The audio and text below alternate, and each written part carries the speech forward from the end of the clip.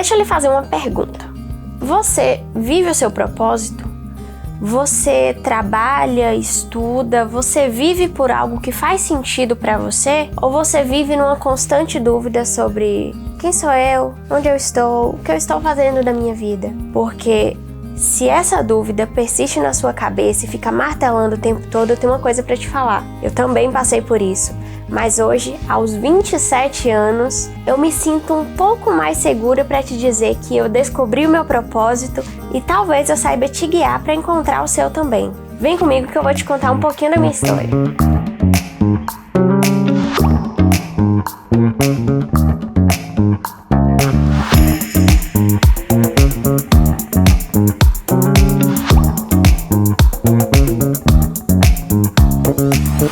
E 17 tentativas de gravações depois, estamos aqui para contar um pouquinho sobre a história de como eu descobri o meu propósito. Eu sou a Lorena Rizério, estou aqui no Ela Lidera para falar com você sobre esse tema que intriga muita gente, que endoida muita gente e que motiva muita gente a caminhar também. Antes de eu começar a contar essa história, eu queria dizer pra vocês que esse negócio das 517 tentativas e tal é um pouquinho exagerado, mas pelo menos umas 17 foi. E eu estava aqui brigando com o meu diretor porque eu não quero começar a gravar os vídeos sempre falando eu sou fulano, eu tô aqui pra fazer não sei o quê, porque eu acho chato. Mas tem que ter. E esse negócio do tem que ter tem tudo a ver com a minha história. Porque durante toda a minha vida eu tive que fazer muitas coisas que não faziam sentido pra mim. Eu tive que fazer muitas coisas simplesmente porque era um dever que as pessoas diziam que eu tinha. Mas eu não entendi o porquê das coisas. E no fim das contas eu entendi que eu estava vivendo minha vida muito mais para atender às expectativas dos outros do que para fazer algo que para mim realmente valia a pena ou simplesmente fazia sentido.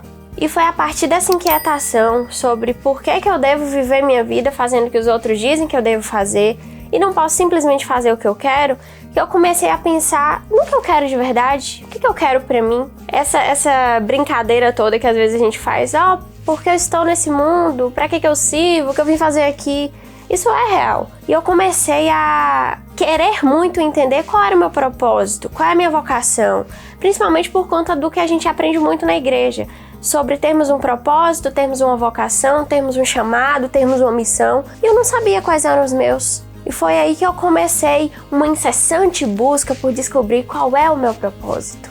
O auge dessas inquietações todas, não só para mim, mas acredito que para muita gente, costuma vir na época do vestibular. Quando eu estava no meu ensino médio, que eu precisava decidir o que eu ia fazer pro resto da minha vida, eu simplesmente não sabia o que eu queria. Eu não tinha o sonho de ser médica, professora, dentista, enfim, que os meus colegas tinham.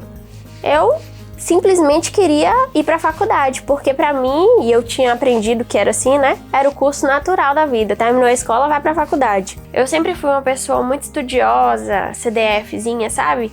Então, pra mim, não existia outro caminho. Não existia sair da escola e trabalhar e fazer qualquer outra coisa pra depois pensar em fazer uma faculdade. Não, tinha que ser direto. E aí eu comecei a atirar pra todo lado. Eu fiz vestibular pra engenharia civil, engenharia elétrica, direito, mas assim, porque eu gostava de matemática, porque eu ia bem em física, porque eu era boa em redação, eu gostava de português. Mas dizer que eu queria seguir uma dessas carreiras, eu não podia dizer. Eu cogitei até ir pro exército, porque eu achava muito legal aquela questão da disciplina toda, sabe? Mas por fim, e eu acredito muito mesmo que foi plano de Deus pra minha vida, eu acabei passando no vestibular para Direito, na universidade que tinha na minha própria cidade. Seria a primeira turma de Direito da UNEB, lá em Brumado. E eu não queria ficar lá em Brumado, eu digo. Eu queria muito ir embora da cidade, queria viver coisas novas. Não importava qual era o curso, não, eu queria sair da cidade. E acabou que eu passei no vestibular na minha própria cidade. E foi providencial, porque naquele momento da minha vida era a melhor opção pro planejamento familiar, inclusive, né? Questão orçamentária e tudo mais. E aí eu fui cursar Direito. Fui cursar Direito com aquele combinado, assim, com a minha mãe, de que eu poderia fazer um cursinho enquanto isso pra tentar o Enem depois, tentar outros vestibulares. Só que não é muito do meu perfil desistir das coisas. Então eu até me matriculei num cursinho, mas não frequentei. Então eu comecei a procurar caminhos dentro do direito mesmo.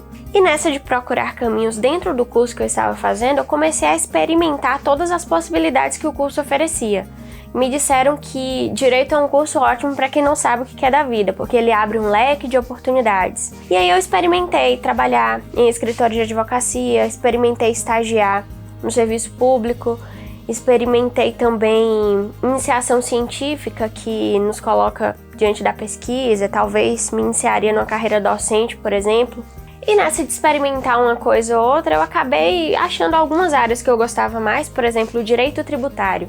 E foquei nisso. Focando nisso, eu acabei meio que me tornando uma referência ali no meio dos meus colegas, dos professores. E mesmo antes de terminar a faculdade, eu recebi uma proposta para fazer uma seleção de trabalho no escritório de advocacia fora da minha cidade, mas para trabalhar nessa área tributária. E eu acabei passando nessa seleção. E eu nem pensei muito.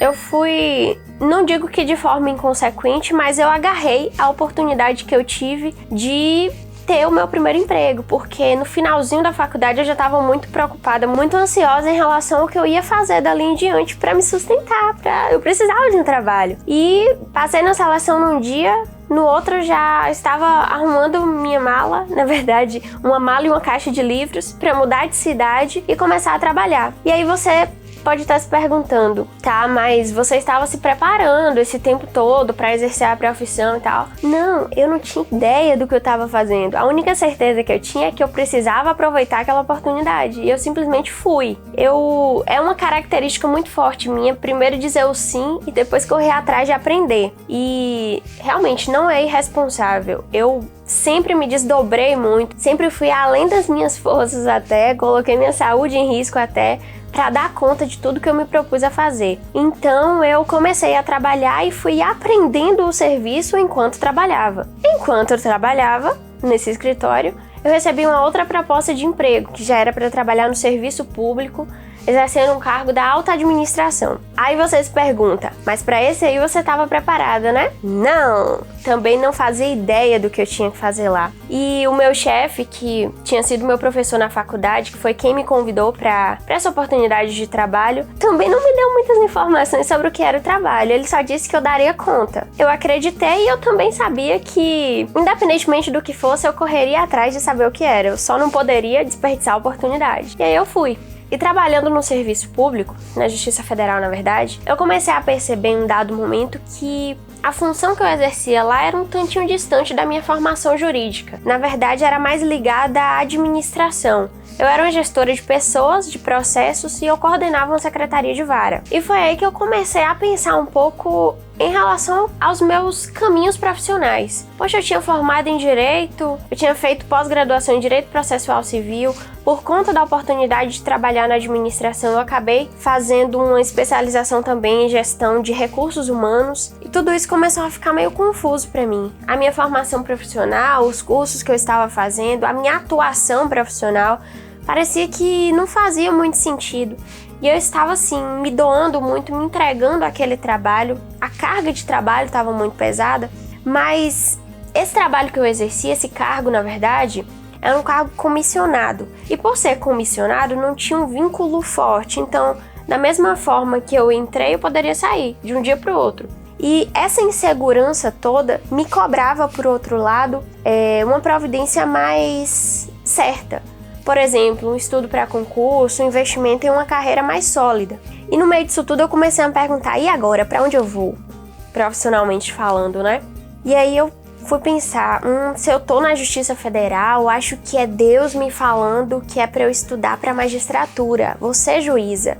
E tanta gente já me falou que era para eu ser juíza. Familiares, amigos, professores, enfim. E parecia que, quando eu coloquei essa ideia na minha cabeça, tudo que eu ouvia de palestras, de palavras de outras pessoas iam no sentido de confirmar isso, sabe? Dizer que eu tinha mesmo que estudar para um concurso da magistratura. Aí eu comecei a estudar e não conseguia levar adiante, eu travava. Tinha alguma coisa que não estava encaixando. Aí eu parei para pensar, talvez não seja magistratura, talvez seja procuradoria. E aí eu ia lá, pegava boa parte do meu salário, comprava vários cursos, vários livros, começava a estudar e não conseguia levar adiante. Parecia que também não era aquilo. E eu comecei a meio que entrar em crise, porque assim, desde que eu comecei a decidir o que eu ia fazer da minha vida, parecia que nada se encaixava, parecia que eu não estava satisfeita com nada, que eu nunca seria feliz com nada. E eu comecei a acreditar nisso, que ser feliz não era pra mim. E eu fui voltando a minha história, lembrando, por exemplo, de quando eu estava terminando a faculdade de Direito, no finalzinho, além do TCC que a gente tem que fazer, também tem a cobrança pela prova da OAB, né, sem a qual a gente não consegue exercer a advocacia. E além dessas duas coisas, eu ainda recebi algumas atribuições na igreja para liderar um grupo de moças. E toda semana eu tinha que preparar programação, preparar palavra e tal. E tudo isso me sufocou também. Eu comecei a ficar sufocada com tantas atribuições, mas assim, pelo meu perfil, inclusive, não existia a possibilidade de eu simplesmente dizer não. Eu não sou uma pessoa que diz não. Então eu aceitei tudo e me sacrifiquei mesmo para dar conta de tudo.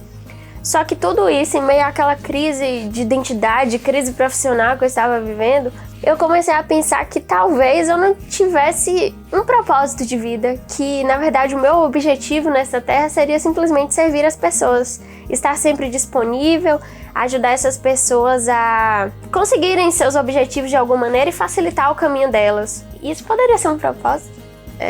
Foi um pensamento paralelo aqui.